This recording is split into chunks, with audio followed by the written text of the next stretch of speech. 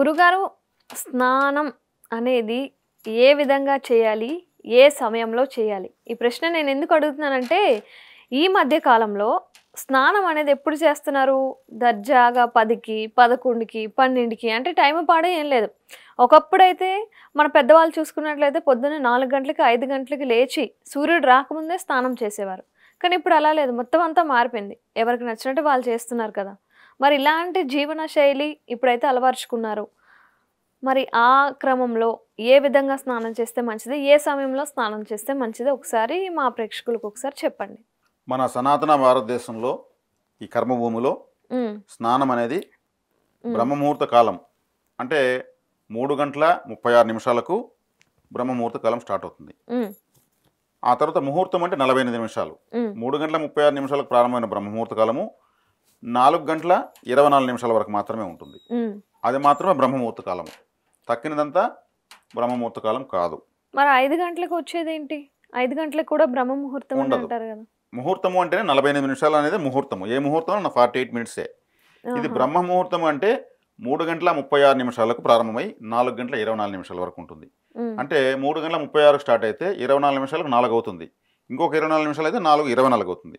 సూర్యోదయ కాలాన్ని బట్టి దాన్ని సవరించుకోవాలి. సూర్యోదయం 6 గంటలకు అవుతుందంటే 3:36 బ్రహ్మముహూర్తం స్టార్ట్ అవుతుంది. హ్మ్. సూర్యోదయం 6:05 స్టార్ట్ అయితే ఇంకొక 5 నిమిషాలు దాటి 3:36 కాకుండా 3:41 స్టార్ట్ అయ్యి 4:29 బ్రహ్మముహూర్తం. 5 నిమిషాలు ఓకే. పెరిగితే ఆడ 5 నిమిషాలు జరుపుకోవాలి. 5 నిమిషాలు హుహు. తగ్గితే 5 నిమిషాలు జరుపుకోవాలి. హ్మ్. అంటే సూర్యోదయ కాలాలు ప్రాంతానికి మారిపోతాయి. దాన్ని బట్టి బ్రహ్మముహూర్త కాలం డిసైడ్ అవుతుంది. ఈ బ్రహ్మముహూర్త కాలంలో ఎవరైతే స్నానం ఆచరించి చక్కగా అప్పుడు ఏం చేస్తారో అంటే హ్మ్. పూజే కాకుండా వాళ్ళు చేసే అభ్యాసం ఏదైనా వాళ్ళ చదువు కావచ్చు, లేదా ఇంకేదైనా సాధన కావచ్చు, అవును. ఇంకేదైనా పరిశోధన కావచ్చు, మెడిటేషనే కావచ్చు. ఆ సమయంలో ఎవరైతే వాళ్ళ జీవిత పురోభివృద్ధికి ఏదైతే చేస్తారో చక్కటి ఆలోచిస్తూ కూడా కూర్చోవచ్చు. అది కూడా సాధనే. హ్మ్. వాళ్లకు ప్రకృతి నుంచి ఒక శక్తివంతమైనటువంటి బ్లెస్సింగ్ ఎనర్జీ కనెక్ట్ అవుతుంది. ఓకే. ఆ సమయంలో స్నానం చేయడం వల్ల ఏమవుతుంది? చక్కటి ఆరోగ్యం వస్తుంది.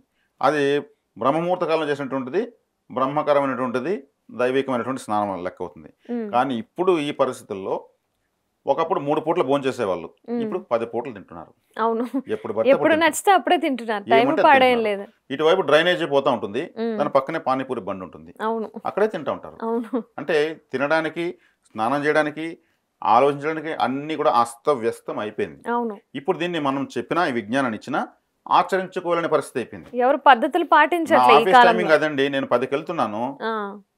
నాకు ఒళ్ళంతా కసకస అని ఉంటుంది. నేను అప్పుడు స్నానం చేయను కానీ తినలేను. ఆ టైంకి చేస్తున్నాడు. హ్మ్. 10కి తినేసి తర్వాత యూట్యూబ్‌లో చూసి కొంతమందికి చాటింగ్ చేసి, కొంతమందికి ఫోన్‌లు చేసి 12కి పనుకుంటున్నారు. హ్మ్. 12కి పనుకుంటే బ్రహ్మముహూర్త కాలం ఎప్పుడొస్తుంది? 1, 2, 3, 36 3 గంటల సేపు నిద్ర సరిపోతుందా? లేవగలడా? కళ్ళు డీప్‌గా అతక్కపోయి ఉంటాయి. ఫెవికోల్ ఏసి అతికిపోయి ఉంటాయి. బ్రహ్మముహూర్త కాలము ఎప్పుడు వస్తుంది వాళ్ళకు? 6 గంటలకు, 7 గంటలకు వస్తుంది వాళ్ళకు బ్రహ్మముహూర్త కాలం. హ్మ్. అప్పుడు లేస్తారు వాళ్ళు.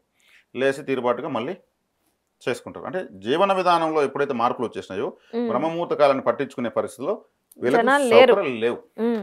ఇలా డ్యూటీలు దైనందిన జీవితంలో పరిస్థితులు అలా వచ్చేసాయి. అవును. అది వాళ్ళ తప్పు కూడా కాదు. హ్మ్.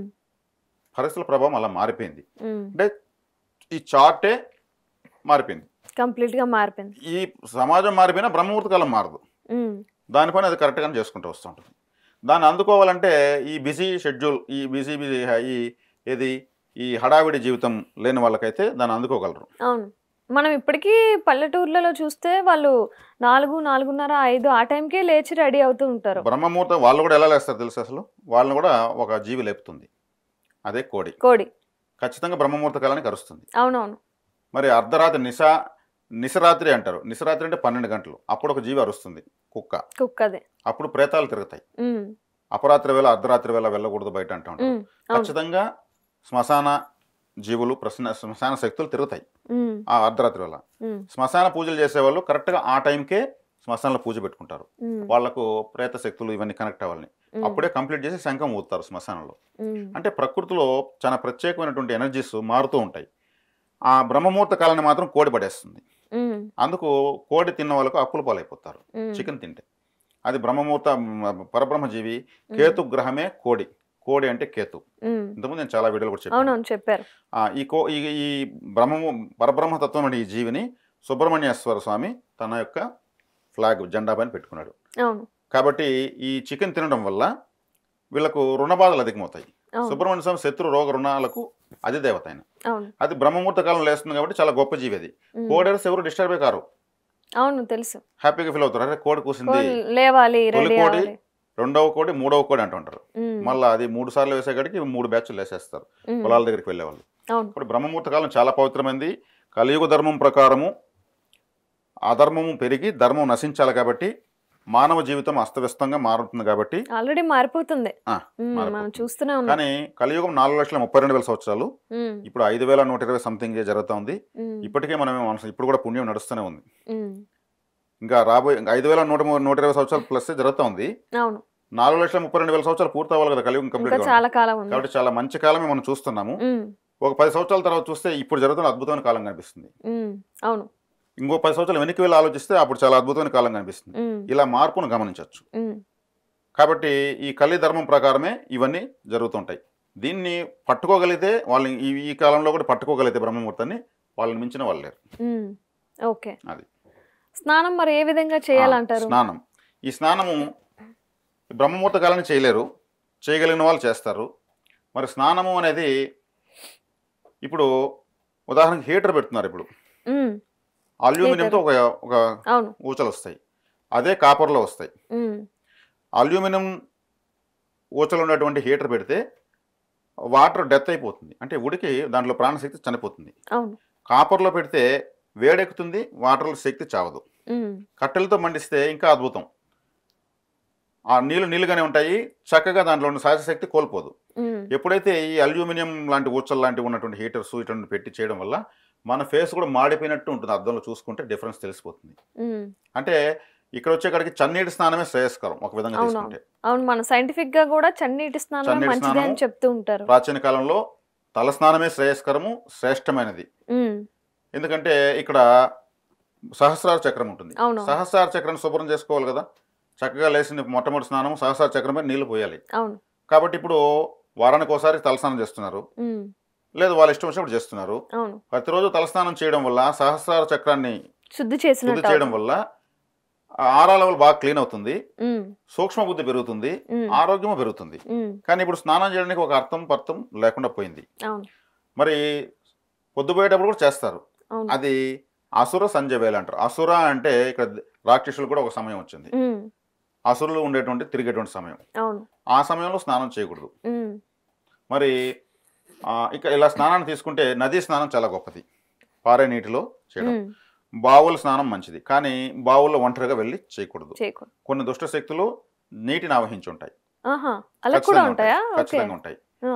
మరి అప్సరస సాధన చేసేవాళ్ళు, కొంతమంది దేవతా సాధన చేసేవాళ్ళు నదీ తీరాల్లో సముద్ర తీరాల్లో చేస్తారు. ఉమ్. ఆ నీటిలోంచి లేచి వచ్చి వాళ్ళు ఆశ్రయించి మళ్ళీ నీటిలోకి వెళ్ళిపోతారు వాళ్ళు. ఉమ్. ఉమ్. ఉమ్. కాబట్టి యుక్త వయసు వచ్చిన వాళ్ళు ఒంటరిగా నది, బావి ఇటువంటి ప్రదేశాల్లో స్నానం చేయకూడదు.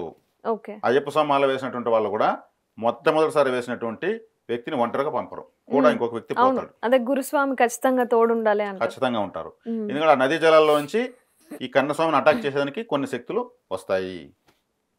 కాబట్టి ఈ స్నానం చేయడానికి అనేక ధర్మాలు సూచించబడ్డాయి. ఉమ్. తర్వాత ఈ వేళగాని వేళ అని అంటారు కదా, ఉమ్. అంటే ఈ వేళగాని వేళ అంటే అర్ధరాత్రి చేయడము, పొద్దుపోయేటప్పుడు చేయడము, లేదా 11 గంటలకు మధ్యాహ్నం ఇక్కడ చేయడము, ఇవన్నీ వేళగానే వేళలే. అవి అవును. మనం బతకడానికి పనులు చేసుకున్నటువంటి వృత్తిలోనో ఉద్యోగంలో ఉండాల్సిన సమయం. అటువంటి సమయాలు చేసేదాని వల్ల సరైనటువంటి క్లారిటీ కూడా వాళ్ళకు రాదు. రాదు. ఆ తర్వాత అన్నం తిన్న తర్వాత కొంతమంది స్నానం చేస్తారు, అవును. అది ఒక విధంగా చెప్పాలంటే వాళ్ళకి ఇంకా దరిద్రం వెతుక్కుంటూ వచ్చేస్తుంది. పరమ దరిద్రము. వచ్చేస్తుంది. పొద్దున కూడా లేవగానే బ్రష్ చేసి చాలా మంది తినేసి ఆ తర్వాత స్నానం చేస్తున్నారు. వాళ్ళకి చాలా కష్టాలు వస్తాయి. ఆ. వాళ్ళని పలకరిస్తే వాళ్ళే చెప్తారు. ఉమ్. స్నానం అని మాత్రం కడుపు నుండి అన్నం తిని స్నానం చేయకూడదు. ఇంకా వాళ్ళకు డిటీడీసీ కొరియర్, ప్రొఫెషనల్ కొరియర్ లాంటి గొప్ప గొప్ప కొరియర్స్ ఉంటాయి, టైం టు టైం వచ్చేస్తాయి మనకు పంపిస్తే. ఉమ్. వాటిని ఇక్కడ మనం అవహేళన చేయడం లేదు, అలా పర్ఫెక్ట్గా వీళ్ళకి కష్టాలు వస్తాయి ఉమ్. అన్నం తిన్న తర్వాత చేస్తే. అదే అన్నం తిన్న తర్వాత కొంతమంది కడుపు ఇలా రుద్దుకుంటూ ఉంటారు, ఉమ్. అలా కూడా చేయకూడదు, ఉమ్. వాళ్ళకు కూడా చాలా కష్టాలు వస్తాయి. ఓకే. కాబట్టి అన్నం తింటున్నప్పుడు తుమ్ముతారు, ఉమ్. వెంటనే వెళ్ళి చెయ్యి 2 చేతులు కడిగేయాలి, మూది తుడుచుకొని మళ్ళీ కూర్చోవాలి. అవునవును. ఇలా తుడుచుకేసి మామూలు తింటూ ఉంటారు. తుమ్ము అనేది ఒక అపశకునం లాగా, అపశకునం లాగా అపశకునమే. అన్నం తింటున్నప్పుడు అలా కాకూడదు, అన్నం పరబ్రహ్మ స్వరూపం. అప్పుడు తుమ్మడం వల్ల మళ్ళీ కడుక్కొని రావాలి. కానీ ఈ కాలంలో ఎవరు అలా చేయట్లేదు, ఎవ్వరు చేయట్లేదు. మా అన్ని అమ్మ వాళ్ళు అప్పుడు చెప్పేవారు. మా ఇంట్లో కూడా ఇప్పటికీ అన్నం తింటున్నప్పుడు తుమ్మితే ఎళ్లి చేయి కడుక్కొని రా అని అంటారు. కానీ ఇప్పుడు ఈ ఆఫీస్‌లో ఇవి చూస్తున్నాం గదా! అక్కడే తుమ్మినా ఈ అక్కడే హరీబరీ తినేస్తారు. జీవితంలో ధర్మాలన్నీ డస్ట్‌బిన్‌లో వేసేస్తున్నారు. ఆ! దాన్ని ఇంక మనము తెలియజేస్తున్నాము. తెలుసుకున్న వాళ్ళు తెలుసుకుంటారు. ఆచరించుకున్నారంటే కొంతమందికైనా ఉపయోగపడితే మనం మన అవును. ఛానల్ ద్వారా చెప్పడం జరుగుతా ఉంది.